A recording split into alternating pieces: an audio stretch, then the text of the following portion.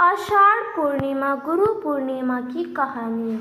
द्वार पर युग में यशोदा माँ ने श्री कृष्ण से कहा, हे कृष्ण, तुम सारे संसार के उत्पन्न करता, पालनहारी और सहाकार करते हो।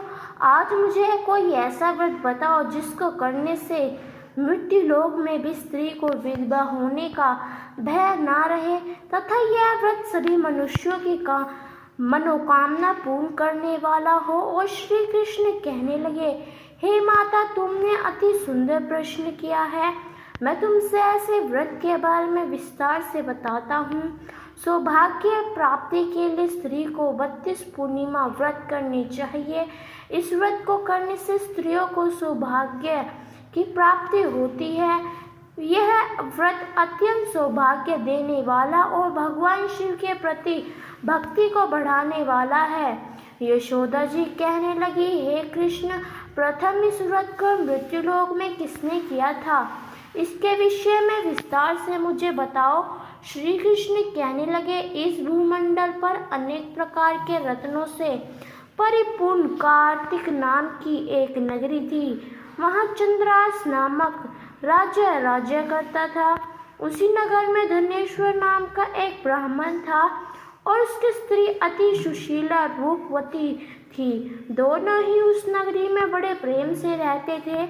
घर में धन धान्य आदि की कोई कमी नहीं थी, परंतु उनका बहुत बड़ा दुख था कि उनकी कोई संतान नहीं थी। एक समय एक बड़ा योगी उस नगर में आया और वह योगी उस ब्राह्मण के घर को छोड़कर अन्य सभी घरों में भोजन लेकर किया करता था। वह रूपवती से कभी भिक्षा नहीं लेता। एक दिन वह योगी रूपवती से भिक्षा ना लेकर किसी अन्य घर से भिक्षा लेकर गंगा किनारे जाकर भीषण को प्रेम पूर्वक ग्रहण करने लगा कि धनेश्वर ने योगी का यह सब कार्य देख लिया।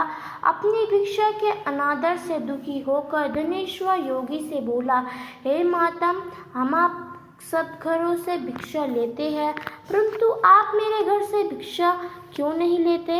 इसका क्या कारण है? योगी ने कहा, निसंतान के घर की भीख पितरों को अन्न के तुल्य होती है और जो पतितों के अन्न खाता है वह भी पतित हो जाता है। क्योंकि तुम निसंतान हो, इसलिए पतित हो जाने के भय से मैं तुम्हारे घर की भिक्षा नहीं लेता। धनेश्वर योगी की यह बात सुनकर बहुत बड़ दुखी हुआ और हाथ जोड़कर योगी के पैरों में गिर पड़ा और कहने लगा कि हे महाराज, यदि ऐसा है तो आप पुत्र प्राप्ति का उपाय बताइए।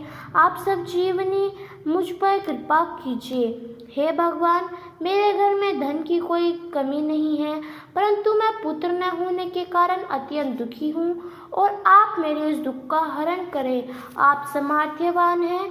यह सुनकर योगी कहने लगा, हे ब्राह्मण, तुम चंडी की आराधना करो। घर आकर उसने अपनी पत्नी से सब वेदांत कहा और स्वयं तप करने के लिए वन में चला गया। वन में जाकर उसने चंडी की उपासना की और वह उपवास किए। चंडी ने 16वें दिन उसको स्वप्न में दर्शन दिया और कहा, हे धनेश्वर, जा, तेरे घर पुत्र होगा, परंतु वह 16 वर्ष की आयु में ही मृत्यु को प्राप्त हो जाएगा। यदि तू दोनों पति पत्नी 32 पूर्णमासियों का व्रत विधि पूर्वक करोगे तो वह दीर्घ आयु हो जाएगा।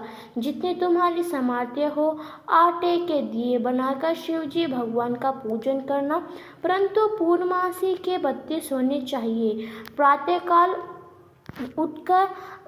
प्रातःकाल होने पर इस स्थान के समीप तुम्हें आम का वृक्ष दिखाई देगा।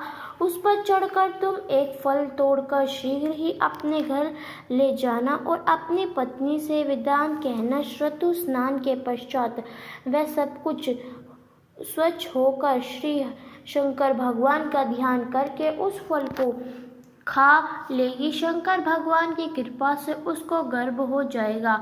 जब वह ब्राह्मण प्रातःकाल उठा तो उसने एक स्थान के पास ही आम का वृक्ष देखा जिस पर एक अत्यंत सुंदर आम का फल लगा हुआ था।